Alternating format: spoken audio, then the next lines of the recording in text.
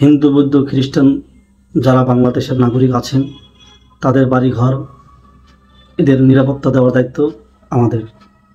অতএব আমরা কেউ কোনো রকমের কোনো সহিংসতা জড়াবো না, কোনো অন্য ধর্মাবলম্বী যারা আছেন এদের কোনো ক্ষতি করব না, এদের বাড়িতে হামলা করব না, ভাঙচুর করব না।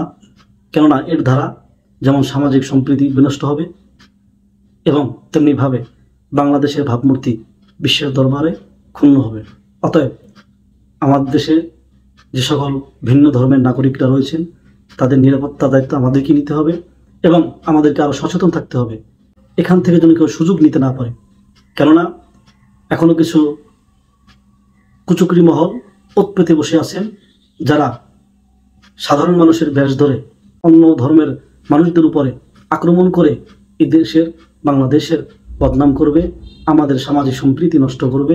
অতএব আমরা সকলে সচেতন থাকি, নিজেও সচেতন থাকি এবং অন্যকেও সচেতন করি, যাতে কোনো রকমের ভিন্ন ধর্মাবলম্বী যারা রয়েছেন হিন্দু বৌদ্ধ খ্রিস্টান চাকমা মগ ইত্যাদি ইত্যাদি তাদের জন্য কোনো রকমের জানমালের ক্ষতি না হয়, সেদিকে আমরা সকলে সচেতন থাকব।